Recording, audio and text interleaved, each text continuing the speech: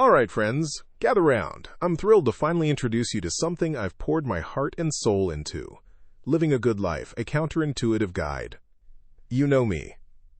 I've spent years talking about chasing dreams, setting goals, and reaching for the stars. And those things are still important.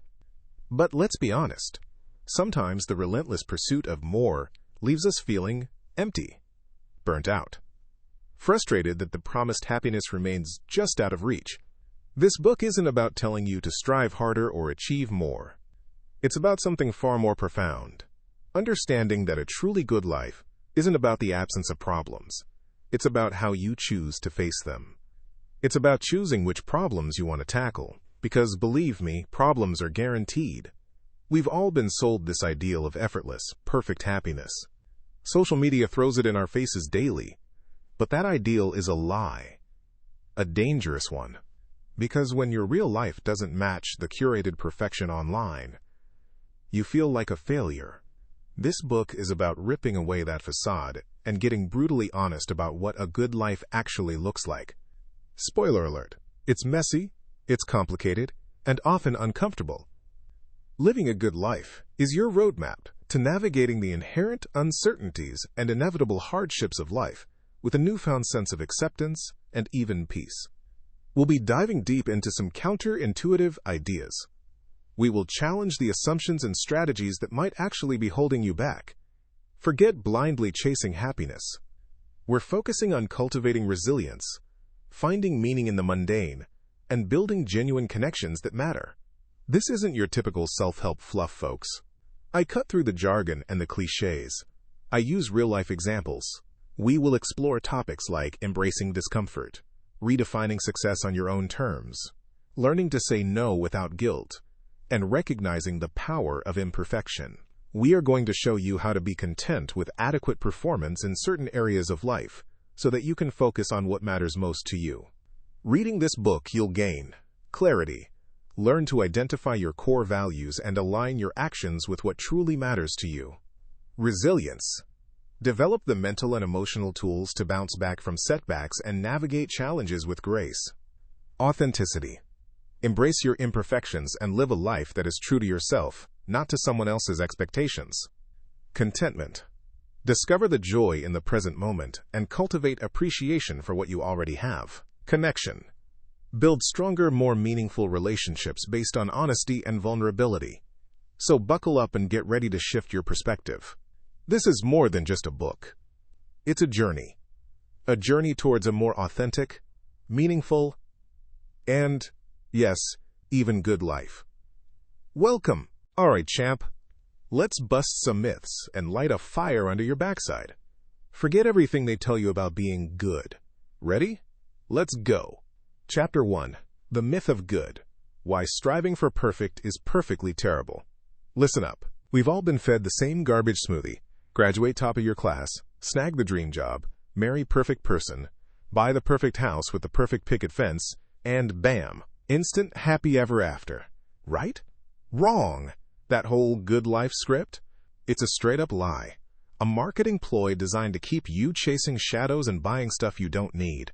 It preys on your insecurities, whispering that you're never quite enough, always needing more, doing more, being more. And guess what? That hamster wheel never ever stops. The relentless pursuit of perfection is a freaking terrorist on your happiness. It builds prisons in your mind, brick by brick, with expectations as the mortar. You end up paralyzed by fear of failure, terrified of judgment, and totally disconnected from the joy of, well, living. Think about it. Ever known someone obsessed with being perfect? Were they radiating sunshine and rainbows? Nah. They were probably a stressed out, tightly wound ball of anxiety just waiting to explode. Instead of chasing that elusive good life, let's talk about reality. Let's talk about embracing the messy, imperfect, sometimes totally screwed up beauty of actual living. Because guess what? Imperfection isn't just okay, it's essential. It's the spice of life, baby. It gives you character, resilience, and a genuine story to tell. The pressure to be perfect crushes creativity, smothers authenticity, and leaves you feeling utterly miserable. So, Ditch the good label. Throw it in the trash where it belongs. Let go of that unattainable ideal. Start embracing the imperfections. Screw up, make mistakes, stumble and fall. Learn from it all. That's where the real growth happens. That's where the real joy lies. Trust me on this. Let's get imperfect and start living. Are you in or are you out? Let's go. All right, champions. Let's get fired up about being uncomfortable. Chapter 2, Embrace the Suck. Finding strength in discomfort. Life ain't a spa day, folks. Get that image out of your head right now. It's messy, unpredictable, and guaranteed to throw a big old wrench into your perfectly planned picnic. But guess what? That's where the magic happens. That's where you forge steel, baby. This chapter? It's not about avoiding the challenges. Nope. It's about running headfirst into them. Yelling, "Bring it on!" Okay, maybe not yelling, unless you're into that, but definitely embracing that sweet, sweet discomfort. See, most people run away from discomfort. They hide. They procrastinate. They binge-watch cat videos instead of tackling the tough stuff. And what happens? They stay stuck. They miss out on the opportunity to grow, to become stronger, to discover just how frickin' amazing they are. Think about it. Muscles don't grow in comfy chairs. They grow when they're pushed, stretched, and even torn a little. Don't worry, they heal. Same with your mental and emotional muscles. Feeling anxious before a presentation? That's your brain getting a workout. Struggling to learn a new skill? That's your brain building new pathways. Now, I'm not saying you should go seeking out pain and misery. Nobody wants that. But I am saying that when discomfort arrives, and trust me, it will, don't shy away. Reframe it. See it as an opportunity, a chance to level up. How do we do this, you ask? Change your perspective. Instead of thinking, "Ugh, this is awful," try thinking, "Okay, this is challenging, but I can handle it. I'm learning, I'm growing, and I'm becoming a badass in the process." Start small. Don't try to conquer Everest on your first hike. Start with small challenges.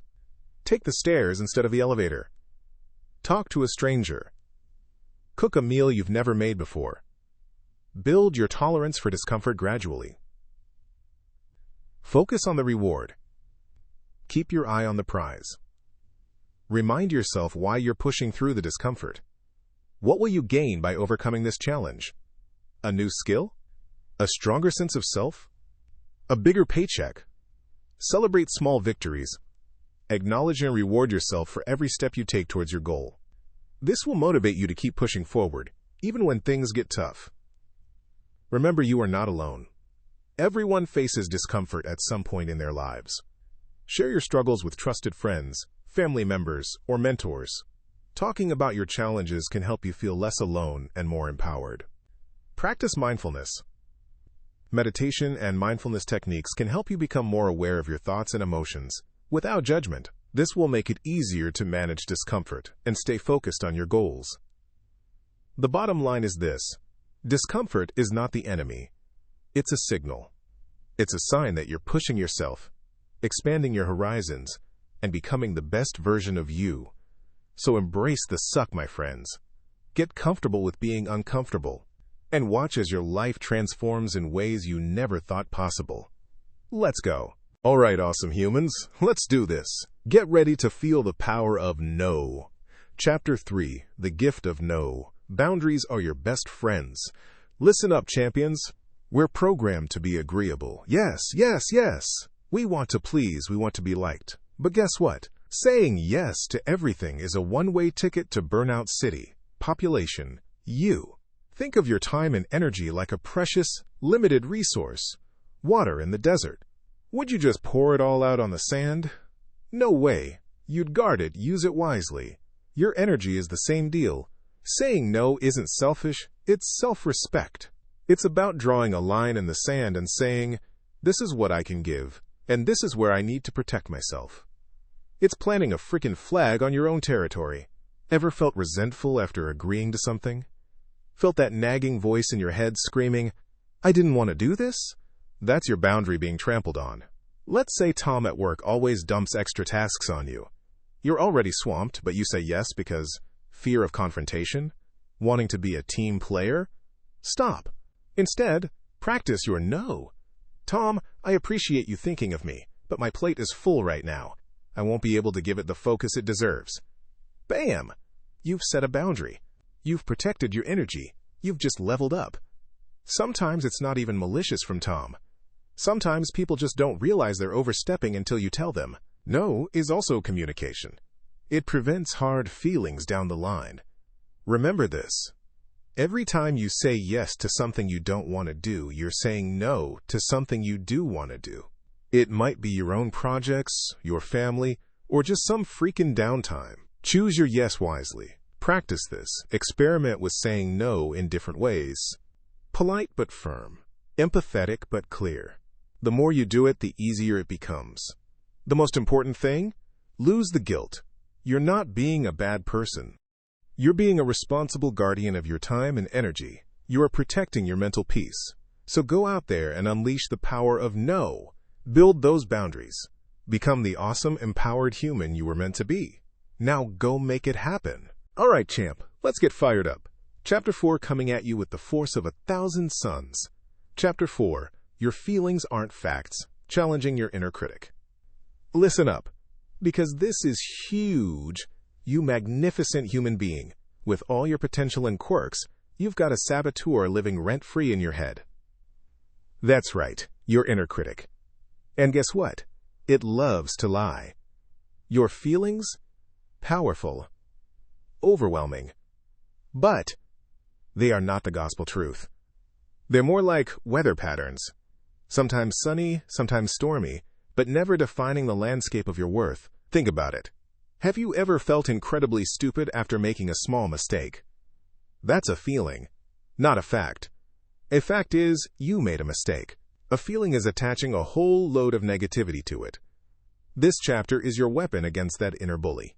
We're going to learn to identify the lies it whispers and kick it to the curb. Spotting the saboteur. First, know thy enemy. Your inner critic has favorite phrases. Listen for these toxic zingers. You're not good enough. You'll never succeed. Everyone else is better than you. You're going to mess everything up. You are a total loser. Sounds familiar? It's like listening to a broken record, right? But listen very carefully. They are not facts.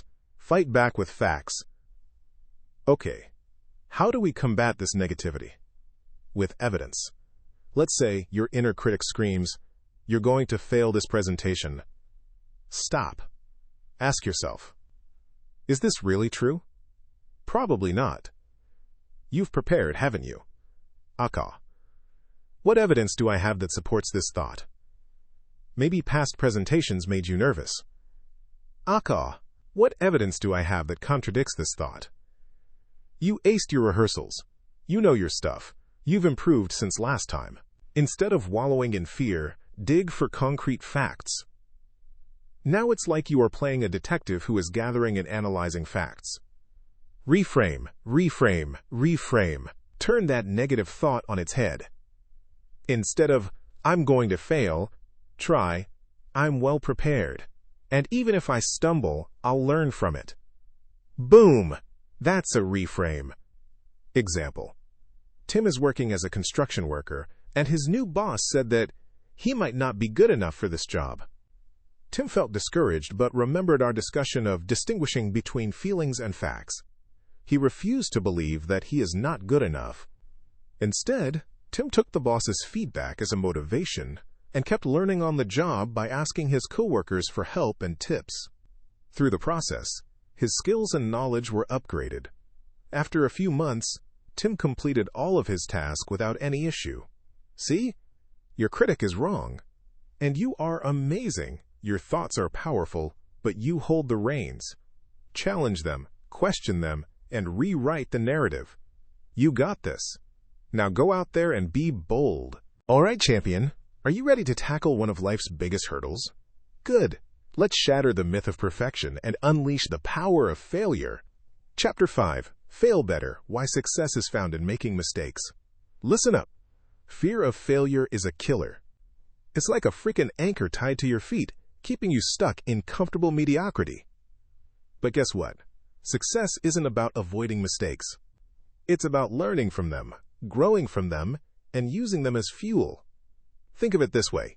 Failure is not the opposite of success. It's a stepping stone on the path to success. A necessary ingredient, if you will. You can't bake a cake without cracking a few eggs, right? Same deal here. Imagine a young baseball player. Let's call him Alex. Alex really wants to make the team. He practices, he trains, but during tryouts he strikes out 3 times. Devastating, right? Most people would get discouraged and quit. But what if Alex, instead of moping, used that experience? He analyzes his swings, asks for coaching, and identifies his weaknesses. Next time he tries out, he hits a home run. He didn't avoid failure. He learned from it. That's the key, my friend. Every mistake contains valuable feedback. Don't ignore it. Embrace it. Analyze what went wrong. Ask yourself, what did I learn? What would I do differently next time? This isn't about dwelling on the negative. It's about extracting the gold from the grit. So, ditch the fear, grab a shovel, and start digging for those nuggets of wisdom hidden within your mistakes. Embrace the stumble, learn, grow, and get back in the arena. You got this. The world is waiting for the powerful, resilient, failure-fueled version of you. Now go out there and fail better. All right, champions. Let's talk about something that's eating away at your happiness. Something that's a silent killer of dreams. Comparison. Specifically, that toxic monster fueled by social media. It's time to stop comparing, start living. Think of comparison like this. You're running your own race, focused on your own track, and boom, you glance sideways, see someone else speeding ahead, and suddenly, your own pace feels pathetic. Your own progress feels worthless. Sound familiar? Social media is like a stadium full of other runners, each of them posting their highlight reel. The champagne celebrations, the perfect outfits, the exotic vacations. It's all glitter and gold, and it's designed to make you feel like you're missing out. But guess what?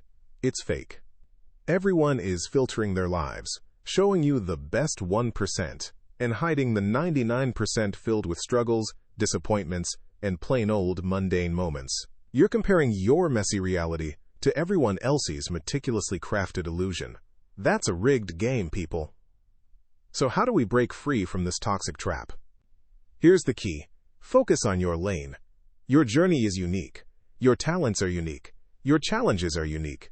What someone else has achieved has absolutely nothing to do with what you are capable of achieving. Instead of scrolling through envy-inducing posts, take a moment to appreciate your own wins, no matter how small. Did you finish that chapter you've been putting off? Did you make a healthy meal? Did you actually get out of bed before noon? Celebrate it. And here's another secret weapon, gratitude. Make a daily practice of listing the things you're thankful for. Appreciate what you have, instead of obsessing over what you lack. Let me give you an example. John is a freelance writer, and seeing another writer getting a book deal made him feel like his all efforts are nothing. His mind kept telling him about his failures. He was unmotivated and losing hope. But one day, he realized he can't control what others do. He needs to focus on doing his best. He started comparing his today's work with yesterday. Eventually focusing on his progress, he realized he enjoyed the work as a writer. The more he became grateful for what he already achieved, the more he got the best result. Listen up, warriors. You have the power to rewrite your story. The power to choose your focus. You have the power to silence the voice of comparison and unleash the incredible potential within you. Stop measuring yourself against others. Start living your own truth. Now go out there and crush it. All right, champions, you ready to rumble with reality? Let's dive headfirst into Chapter 7, The Impermanence Principle, Letting Go of What You Can't Control. Listen up. Life ain't a straight, smooth highway. It's a roller coaster designed by a caffeinated squirrel. Things are always changing. Your body, your relationships, your job, the weather. Everything. Fighting this simple truth is like trying to stop the tide with a teaspoon. Utterly exhausting and completely pointless. Think about it. Remember that phone you had to have last year? The one you swore you'd never replace? Now it's probably collecting dust in a drawer. Or that job you thought defined you? You're gone from there now. Or maybe it changed so much it's unrecognizable. That's impermanence, baby. And it's happening all the time. The secret? Stop clinging. Stop gripping so tightly to things you can't possibly hold on to forever. Imagine trying to hold water in your hand. The tighter you squeeze, the faster it slips away. Your dreams, your fears, your possessions, treat them like water.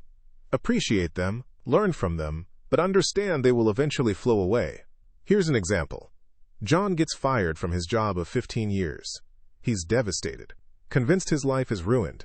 He resists the change, dwelling on the past, cursing his bad luck. This is a recipe for misery. Instead, John could acknowledge the pain, grieve if necessary, then accept what is. He could focus on what he can control. Updating his resume, networking, learning new skills. See the difference? One path leads to stagnation, the other to growth. The key is to shift your focus from what you're losing to what you still have. The present moment. Right here, right now. This breath you're taking. The potential of tomorrow. That's where your power lies. I know, letting go is scary and needs courage. It feels like surrendering. But trust me, it's actually empowering. When you stop fighting the inevitable, you free up energy to focus on what truly matters. Living fully, loving deeply, and making the most of right now. So, embrace the flow, my friends. Ride the waves of change with grace and courage. Accept that everything changes, and you'll find a peace and freedom you never thought possible. Now, go out there and conquer the world. You got this. Alright, champions, let's get down to brass tacks. Forget just existing. We're here to live. And living, truly living, requires one thing: purpose. Chapter 8. Finding Your Why. The Power of Purpose. Ever feel like you're just drifting? Like a leaf in the wind, bouncing around with no real destination? Well, guess what? That stops now. You are not a leaf. You are a freaking oak tree, rooted in your values, growing towards the sunlight of your purpose. Purpose isn't some fancy, complicated philosophy. It's simply knowing why you do what you do. It's the fuel that keeps your engine running, even when the road gets bumpy. So how do you find this magical why? First, gotta dig deep. Time to excavate your values. What's truly important to you? Family? Honesty? Creativity? Helping others? List them out. Don't hold back. Next, passion. What sets your soul on fire? What makes you lose track of time? What do you love talking about, thinking about, doing? Maybe it's coding. Maybe it's baking. Maybe it's rescuing puppies. Whatever it is, claim it. Your passions are clues to your purpose. Now, connect the dots. How can your values and passions combine to create something meaningful? If you value helping others and are passionate about music, maybe your purpose is to use music to heal. If you value creativity and are passionate about technology, maybe your purpose is to invent something new that makes the world a better place. The possibilities are endless. Don't freak out if you don't have it all figured out right now. Your purpose can, and probably will, evolve over time. That's okay. The important thing is to be deliberate in your choices. Ask yourself, does this align with my values? Does this ignite my passion? Does this contribute to something meaningful? Remember, your purpose isn't about achieving some grand external goal. It's about the person you become along the way. It's about living a life that feels authentic, aligned, and damn meaningful. So go out there, champions, and find your why. The world needs your unique awesomeness. Start small, experiment, fail forward, and never stop asking yourself what truly matters. The most incredible adventure of your life is about to begin. All right, buckle up, buttercups. We're diving into the sticky, seductive trap of happiness. So many folks are chasing after that fleeting high, that burst of pleasure, thinking it's the golden ticket to a good life. But I'm here to tell you, it's a dead end. Think of it like this. You eat that massive chocolate cake. Boom. Sugar rush. Happiness. For like 5 minutes. Then, the crash. The guilt. The sluggishness. You're actually worse off than before. That, my friends, is the pleasure trap. Pleasure is immediate, easy, and often empty. It's a quick fix. It's scrolling endlessly on social media, binge-watching TV, that extra shot of tequila. Don't get me wrong, a little pleasure is fine, indulge, but basing your entire life around it? Disaster! Meaning, on the other hand, that's the real gold, meaning takes effort. It's planting those trees you may never sit under. It is volunteering at a local center. It's sticking with a difficult project. It's building relationships that require you to show up, even when you don't feel like it. It's the grind, the struggle, the sweat. Let's say there is a guy named John. John could spend his weekends playing games. It is instant pleasure and he enjoys it. But let's say that John volunteers at a local soup kitchen every Saturday. Does he love waking up early and serving soup? Probably not. It's hard work. But afterwards, he feels something deeper than happiness. He feels purpose. Satisfaction. He feels like he made a real difference. That, my friends, is fulfillment. That's where the real juice lies. It means connecting with something bigger than yourself. It is not about doing that all the time. It is about finding a balance where you do the things that give you pleasure while pursuing something greater than yourself. So, ditch the relentless pursuit of happiness. Stop chasing those fleeting highs and start building a life of meaning. Ask yourself, what truly matters? What can I contribute? What will make a lasting impact, even a small one? The answer is inside you. Trust it. Go after it. Get out there and build a life that matters, and in the process, the happiness will find you. You've got this. Now go! All right, listen up, champions. You ready to crank up the awesome in your life? Because we're diving deep into the powerhouse of our existence, our connections. This is Chapter 10, Your Circle, Your Future, the Importance of Meaningful Connections. Forget fancy cars, designer clothes, or overflowing bank accounts. I'm telling you, your true net worth isn't in dollars. It's in the people you surround yourself with. We are social creatures. We thrive on connection. But not just any connection. We're talking meaningful connections. The kind that light you up, inspire you, and support you when you're facing down a dragon. And trust me, we all face dragons. Think of your life like a lush garden. Some people are like sunshine, helping you grow and blossom. Others? They're weeds, sucking the life out of your soil. Time to pull those weeds, friends. How do you know the difference? Easy. Ask yourself the hard questions. Do they leave you feeling energized or drained? Inspired or deflated? Supported or judged? Are these relationships that help you grow or hold you back? It's simple math. Quality over quantity, always. One true friend who has your back is worth 100 acquaintances who only remember you when they need something. Invest your time and energy. Be authentic. Be vulnerable. And, most importantly, be there for your people. Listen actively, offer support, and celebrate their victories as if they were your own. But what about toxic relationships? Maybe it's a friend who constantly puts you down, a family member who criticizes everything you do, or a partner who doesn't respect your boundaries. These connections drain your energy, kill your spirit, and sabotage your happiness. I know it's hard to let such relationships go, but removing ourselves from such ties is necessary for personal growth. I'm not saying cut everyone off at the first sign of trouble, but if you try working on the problem and you are constantly being left feeling small, remember your peace is more important. Remember you deserve to be surrounded by people who lift you higher. So take a good hard look at your circle. Who's helping you shine? Who's dimming your light? Time to prune, cultivate, and create a garden that helps you absolutely flourish. All right, champions. Let's talk about something that makes even the toughest cookies crumble a little. Asking for help. Chapter 11. The Art of Asking for Help. Strength in Vulnerability. Listen up. Somewhere along the line, somebody lied to us, big time. They told us asking for help makes us weak.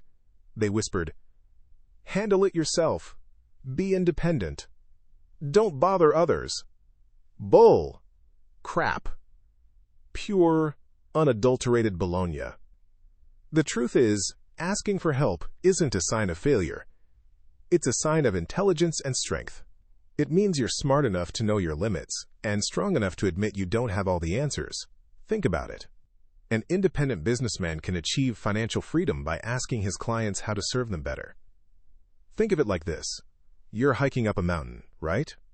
The trail's getting steep, your legs are burning, and you're starting to doubt you can make it to the top. Now, do you stubbornly push on, risking a fall and giving up right before the summit? Or do you swallow your pride, ask the hikers passing by if they have an extra energy bar, and maybe even a word of encouragement? See? Asking for help isn't about being unable to do it yourself. It's about being willing to leverage the resources around you to reach your goals faster and more efficiently. It's about acknowledging you're not an island. You're part of a freaking archipelago of awesome people who want to see you succeed. So how do we break this asking for help is weakness mentality?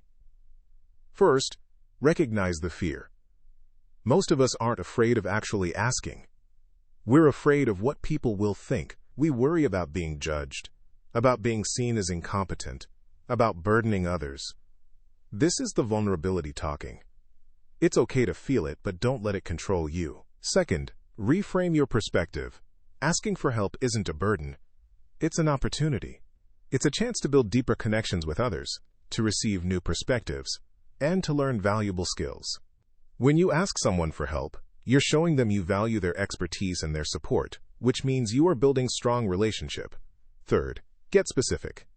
Don't just throw out a vague plea like, "I need help with my project." Instead, try something like, "Hey Joe, I'm stuck on this particular aspect. You're brilliant with spreadsheets. Could you spare 15 minutes to walk me through it?" The more specific you are, the easier it is for people to say yes and to actually help. Finally, remember to reciprocate. Asking shouldn't be a one-way street. When someone helps you, be sure to offer your support in return. Listen, asking for help is like lifting weights. The more you do it, the easier it gets, and the stronger you become. So go out there, be vulnerable, and start building your network of awesome support. Because with support, you can conquer anything. Now go get 'em. All right, champions, listen up. Are you ready to unlock a frickin' powerhouse of potential hiding inside you right now? Then buckle up, because we're diving headfirst into Chapter 12. Be here now. The power of presence. Forget the past. Ditch the future anxiety. Your biggest power, your ultimate weapon, is locked in this very moment. I'm talking about presence. Think of it like this. You're driving a car. Are you going to be any good if you're constantly staring in the rearview mirror, the past, or glued to the GPS 5 exits ahead, the future? Hell no. You'll crash and burn. You need to focus on the road directly in front of you. That road is this moment, this breath, this conversation, or rather, you reading these words. Why is presence so darn powerful? Because life happens now. Joy happens now. Opportunities happen now. Solutions to your problems? You guessed it. Now. The more you're living in the moment, the more you're actually living. The rest is just a story you're telling yourself. How to master the art of now. Okay, so how do we actually do this magical being present thing? It's not about meditating on a mountaintop for 40 years, though that's cool too. It's about incorporating simple awareness into your everyday life. 1. Mini mindfulness moments. Pick an activity. Brushing your teeth, washing dishes, walking to the mailbox. Just focus on it. Really focus. What does the toothpaste taste like? How does the water feel on your skin? What sounds do you hear as you walk? The second your mind wanders, it will. Gently bring it back. No judgment. Just redirect back to what you are doing. 2. Ditch the distractions. Our phones are designed to steal our attention. Turn off notifications. Schedule specific phone time. Protect your precious present moment from the buzzing, beeping, social media vortex of doom. 3. Engage your senses. What's around you right now?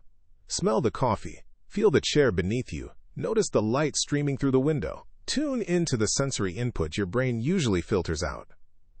By engaging your senses, you ground yourself in the present. 4. Breathe. When was the last time you actively thought about your breath? Now is the time to do that. Just a few deep breaths can slow everything down. It's like pressing a reset button for your mind. It's like any other skill, champ. The more you practice, the better you get. The more present you become, the richer, more fulfilling, and more impactful your life will be. So close your eyes for a moment and just be. Feel your breath, feel your body, and know this.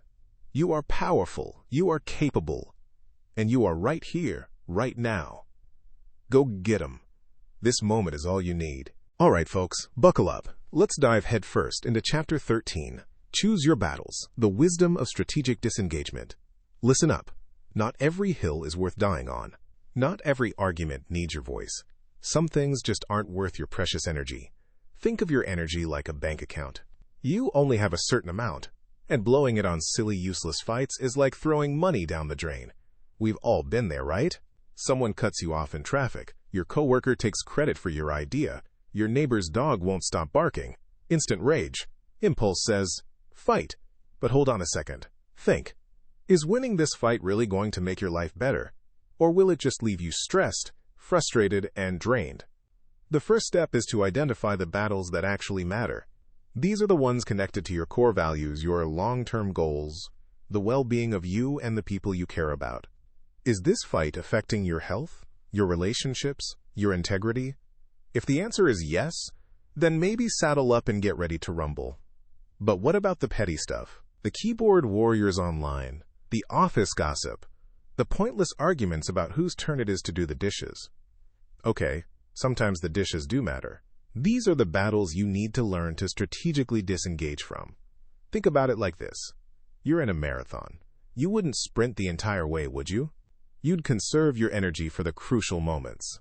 Life is a marathon, not a sprint. Choose where you expend your effort wisely. How do you disengage? Easy. Here are a few tricks. The gray rock method. Become boring and unreactive. Don't give the other person the satisfaction of a reaction. Respond with short, emotionless answers until they lose interest. Acknowledge and move on. I hear what you're saying, but I have a different perspective. Let's agree to disagree and move on. Smooth, effective, energy saved. Walk away. Sometimes, the best way to win a fight is to remove yourself from the arena entirely. Here's an example. John is in a family group chat where everyone is constantly arguing about politics. Day after day, he would engage, trying to explain his views. He ended up stressed and angry. He realized that although he had strong feelings about the political climate, these constant arguments were just draining him with no benefit. Then he chose to leave the group. And that's it. Remember, choosing your battles is not about being weak or passive. It's about being smart. It's about prioritizing your energy and using it to build the life you truly want. It's about recognizing that sometimes the greatest victory is walking away. Now go out there and choose wisely. All right, champion, buckle up because we're diving headfirst into the deep end of reality. Chapter 14 is all about radical acceptance, finding peace in what is. Listen, life throws curveballs. It hurls flaming dodgeballs of disappointment right at your face. You're going to get hit. You're going to feel the sting. And your first instinct? To yell, "This isn't fair," and start fighting reality. But guess what? Reality doesn't care about fair. It just is. Radical acceptance isn't about liking everything that happens. It's not about resigning yourself to a miserable fate. It's about acknowledging, without judgment, what is. It's like this. You're caught in the rain. You can stand there, shaking your fist at the sky, getting soaked and miserable, or you can say, okay, it's raining. What do I need to do now? Grab an umbrella, find shelter, dance in the puddles? Imagine a guy, we'll call him Alex, who lost his job. He could spend weeks, months even, screaming about how unfair it is, blaming his boss, the company, the economy. He'll be stuck. Miserable. Or Alex, after the initial shock, can say, okay, I lost my job. This sucks. But it's done. What's my next move? Update my resume? Start networking? Look for online courses to boost my skills? It's freedom. Freedom from fighting battles you can't win. Freedom from wasting your energy on things you can't change. Think of all the energy you burn on should-haves and could-haves. Energy better spent on what now? Radical acceptance is about dropping the yeah, but game. Yeah, but if only this hadn't happened. Yeah, but if I had done things differently. Stop. The only but that matters is the one that leads you forward. How do you get there? Notice your resistance. When you feel negativity creeping in, ask yourself, am I fighting reality here? Acknowledge your pain. Don't try to bury it. Feel it. Name it. Then let it go. Practice mindfulness. Ground yourself in the present moment. Focus on your breath, your senses. The present is all you have, and the what is becomes easier to approach. Compassion. Be kind to yourself. It's okay to struggle. It's okay to feel down. You're human. Listen, you're a warrior.